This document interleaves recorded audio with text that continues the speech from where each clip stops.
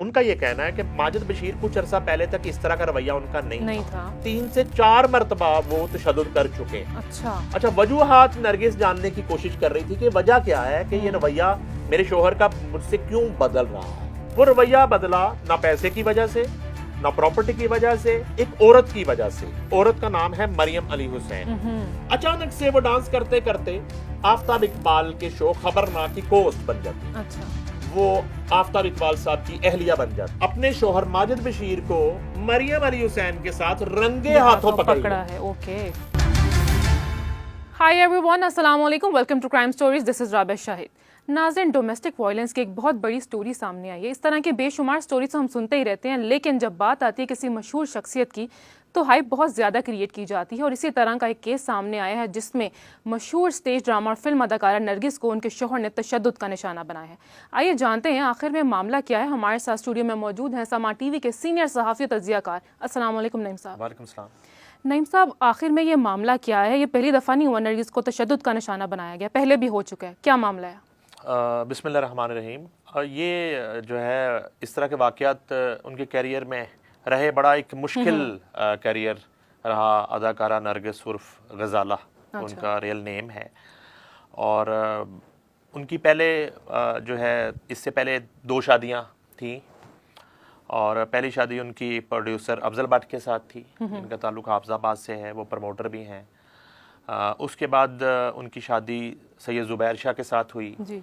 In between जो है उनका पुलिस इंस्पेक्टर आबिद बॉक्सर के साथ एक रिलेशनशिप थी, दोस्ती थी, और जिसे वो ऑन करती रही उस दौर में भी, और कभी उन्होंने छुपाया नहीं हमसे भी, किसी से भी।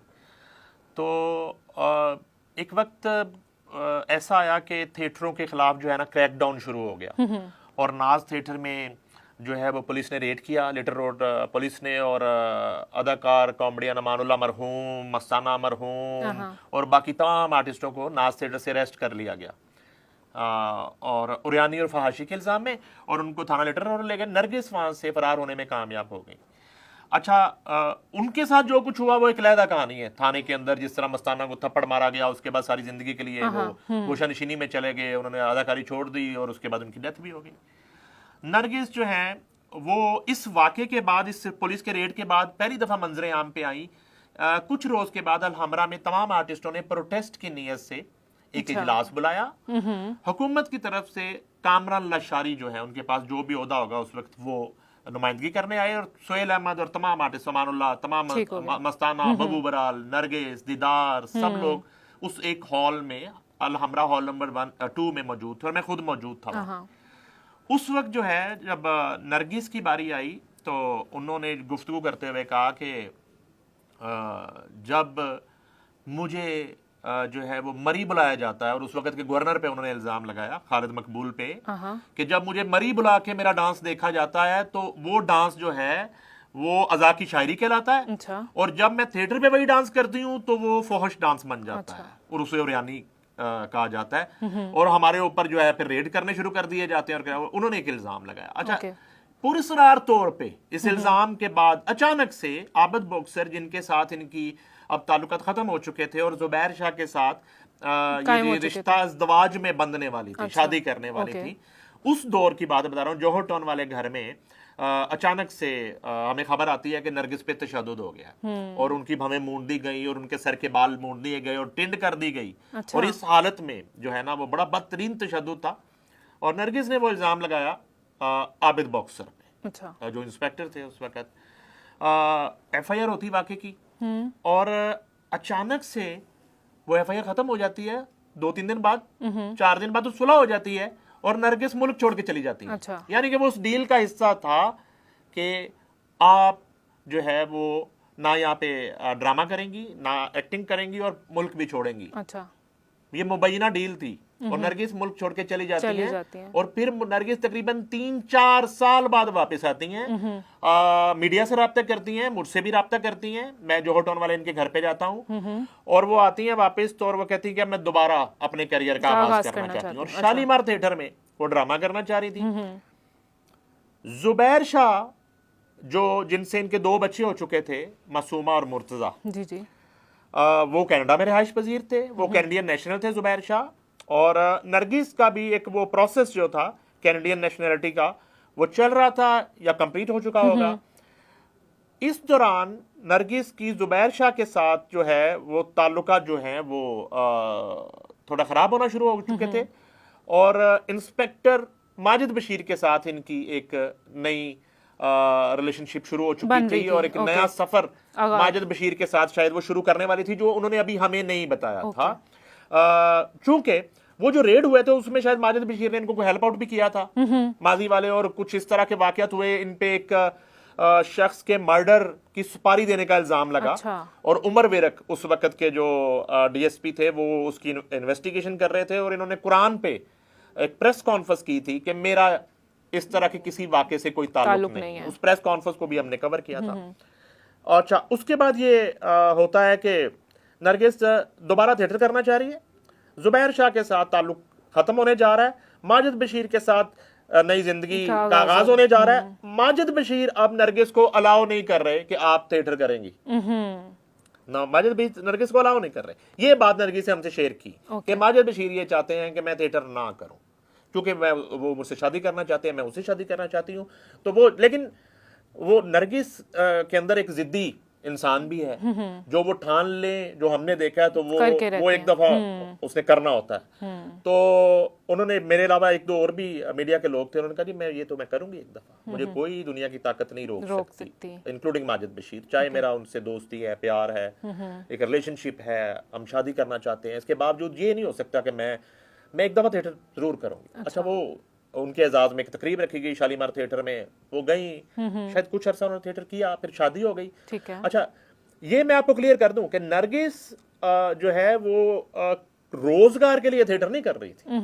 नरगिस जो है ना वो अपने एक शौक के लिए थिएटर कर रही थी। मैं जिस दौर की बात कर रहा हूँ उस वक्त नरगिस बहुत सी प्रॉपर्टीज की मालिक थी, अपना बिजनेस कर रही थी, उसका अपना प्लाजा था, वो नई प्रॉपर्टियां खरीद रही थी, अपना सैलून चला रही थी और इस तरह के बिजनेस और इन्वेस्टमेंट वो कर रही थी। और कनाडा में इस तरह का बिजनेस कर रही थी, टोरंटो में। तो मगर वो, ये उसका पैशन था, शौक था, वो करना चाहती थी। बहरहाल उस एक दौर आया कि माजिद बशीर से निकाह कर लिया। ठीक है। और थिएटर को हमेशा के लिए खैरबाद कह दिया, शोबिस को हमेशा के लिए खैरबाद कह दी। यहाँ तक कि कभी हमने चाहा कि एक नई जिंदगी पर जो है कोई शो कर लिया जाए उनके साथ, तो उसमें भी शायद कहीं एक आध शो कोई किया होगा, लेकिन वो नहीं करती थी। अपीयरेंस उनकी खत्म हो गई, मीडिया की करीबी दोस्तों से सिर्फ मिलना जुलना रह गया। माजिद बशीर पहले से शादीशुदा है, उनकी 3 बेटियां हैं और अराई बरादरी से उनका ताल्लुक है। और वो बड़ा एक वैसे बज़ाहिर एक डिसेंट इंसान हमने पाया हमेशा, और बड़ा केयरिंग नरगिस के हवाले से, और वैसे भी एज ए पुलिस ऑफिसर भी देखा तो कोई ऐसा कभी एलिगेशन देखा नहीं माजिद बशीर के करियर के ऊपर, कोई ऐसा धब्बा, कोई ऐसा कोई रिश्वत का स्कैंडल, कोई ऐसा कोई जली FIR का स्कैंडल, कुछ इस तरह की ब्लैकमेलिंग, जैसे अमूमन कोई जली इनकाउंटर, इस तरह का कोई कभी हमने बतौर पुलिस ऑफिसर उनका जितना कैरियर है उसको अगर सामने रखें तो वो नहीं देखा। अलबत्ता ये जरूर है कि वो एक बड़ा लाइवली सा इंसान, एक गेट टुगेदर करने वाला, उसमें बड़े हमारे मारूफ क्रिकेटर्स भी जाते हैं उनके फार्म हाउस पे, और वहाँ पे गेट टुगेदर्स होती हैं, पार्टीज होती हैं, ये टाइप एक माहौल जरूर उनका रहा। अच्छा, अब ये है कि ये जो मौजूदा वाकया हुआ है इसमें नरगिस से मेरी बात हुई आपके शो से पहले, उनके भाई खुरम भट्टी से भी बात हुई, और जब मैं नरगिस से बात कर रहा था तो ये कह के उन्होंने मुझे फोन बंद किया कि वजीर आला पंजाब मरियम नवाज की हदायत पर हिना परवेज भट्ट जो मुस्लिम लीग नून की पार्लियामेंटेरियन है वो उनके घर पहुंच रही थी या पहुंच चुकी थी, और अब वो उनसे मिलना चाह रही थी। तो अब CM पंजाब जो है वो क्या हदायत करती हैं, FIR तो हो चुकी है। FIR का जो मतन है और नरगिस की गुफ्तगू वो मैं आपसे शेयर कर लेता हूँ। उनका ये कहना है कि मेरा कुछ अरसा पहले तक माजिद के साथ बड़ी अच्छी लाइफ गुजर रही थी, ठीक है, लेन देन पैसों का, मेरी वालदा का कुछ पैसा, मेरी मरहुमा बहन के कुछ पैसे, कुछ मेरा कुछ 6-7 करोड़ या 8 करोड़ या इससे ज्यादा हो सकता है, ये कहती ये मैटर नहीं करता, ये मेरा लेन देन जरूर है माजिद के साथ जो उन्होंने देने हैं।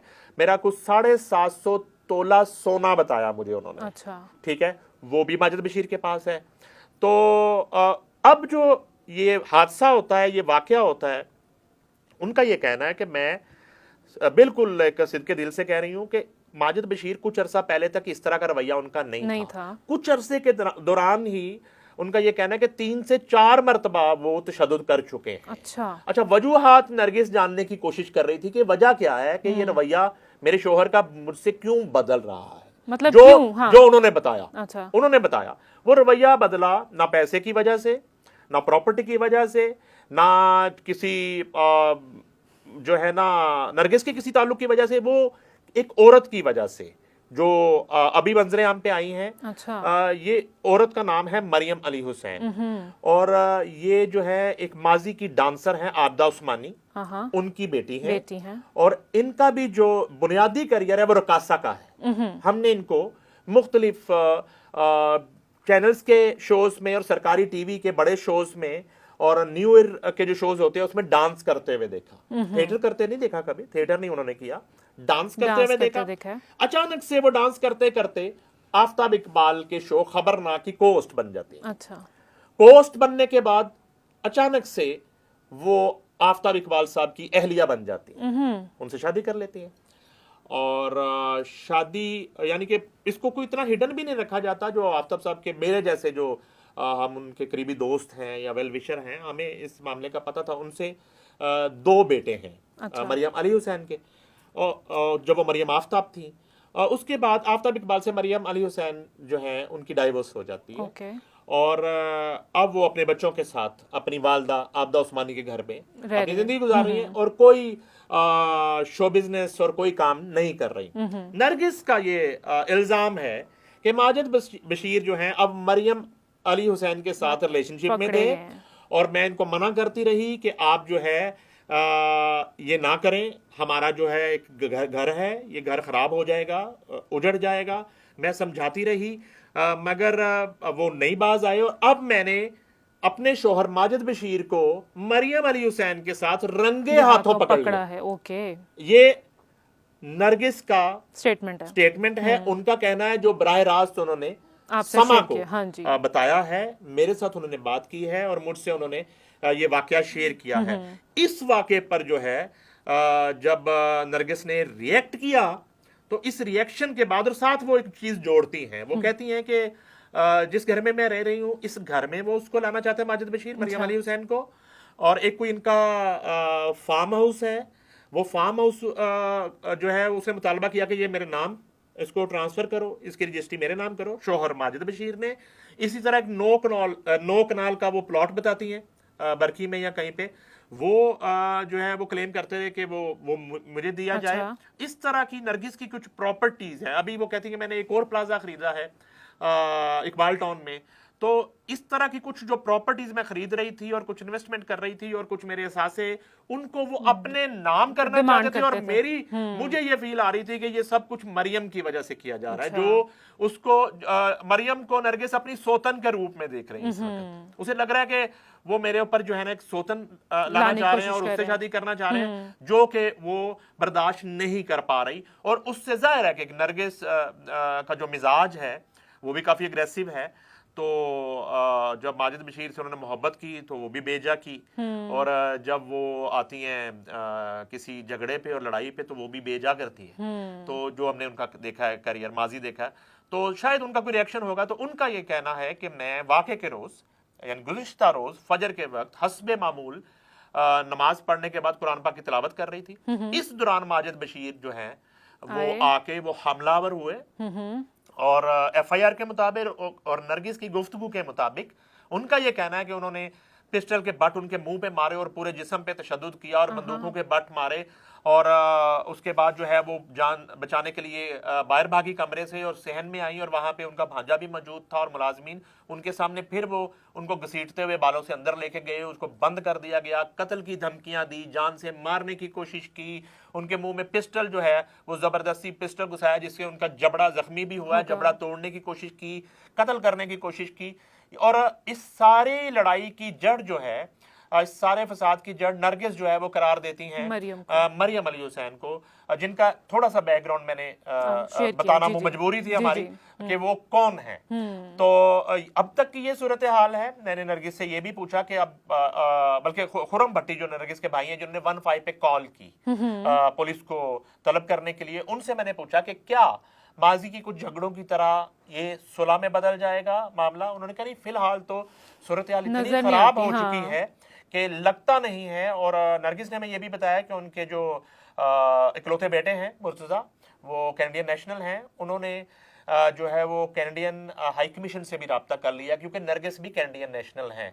और इसका मतलब यह है कि नरगिस जो है फुल फ्लेज कार्रवाई करना चाह रही हैं अपने शोहर के खिलाफ, माजिद बशीर के खिलाफ। और माजिद बशीर आजकल शायद छुट्टी पे है, लेकिन जाहिर है कि हाजिर सर्विस वो पुलिस ऑफिसर हैं जी। तो अगर वज़ीर आला पंजाब नोटिस ले रही हैं और आईजी पंजाब इसका नोटिस लेते हैं तो उनका जो बाकी करियर है वो वो खतरे में पड़ सकता उन्हें है, जवाबदेह और होना पड़ेगा। जवाबदेह होना पड़ेगा और उनकी नौकरी खतरे में पड़ सकती है। लेकिन इस सारी सूरत हाल में मैं एक प्रेडिक्शन कर देता हूँ, मैं दोनों के मिजाज से वाकिफ हूँ, जी। माजिद बशीर के भी और नरगिस के भी। मेरा ख्याल है कि सुलह हो जाएगी। अच्छा, ये कैसे कह रहे हैं आप? ये कह दिया मैंने, मैं कह दिया करता हूँ, फिर आपके साथ शो करूंगा। क्या आपकी दोस्ती है इसलिए तो नहीं आपने कहा? नहीं, दोस्ती के लिए नहीं कहा, क्योंकि दोनों बहुत सेंसिबल है, बेवकूफ नहीं है। अच्छा। जो एक थिएटर की अदाकाराओं की अगर बात करूं तो अगर उसमें सबसे ज्यादा समझदार अदाकारा किसी को मैंने पाया तो वो नरगिस हैं। और माजिद बशीर का मैंने जब आपको पुलिस करियर बताता हूं तो इंतहाई एक सेंसेबल वो इंसान है। पता नहीं ये वाकया उन्होंने कैसे कर दिया, मुबैना तौर पे अगर हुआ है तो उन्होंने ये कैसे कर दिया सब कुछ। अच्छा नईम साहब, आपको नहीं लगता कि अभी भी ये यक तरफा कहानी है? आपने तो नरगिस की स्टोरी सुनी है ना? मैंने देखे राबिया, मैं जर्नलिस्ट हूँ जी। मेरा काम मौकफ जानना है। जब एफआईआर हो जाती है तो मौकफ की गुंजाइश भी जो है ना वो खत्म हो जाती है। लेकिन उसके बावजूद मैंने खुरम भट्टी से इसलिए बात की, नरगिस के इकलौते भाई से, कि उन्होंने 15 पे कॉल की। नरगिस से मैंने इसलिए बात की कि उनके साथ वाकया हुआ। माजिद बशीर के साथ हमने बहुत कोशिश की उनसे रब्ता करने की, उनका मोबाइल स्विच ऑफ है, व्हाट्सएप पर भी ऑफ है।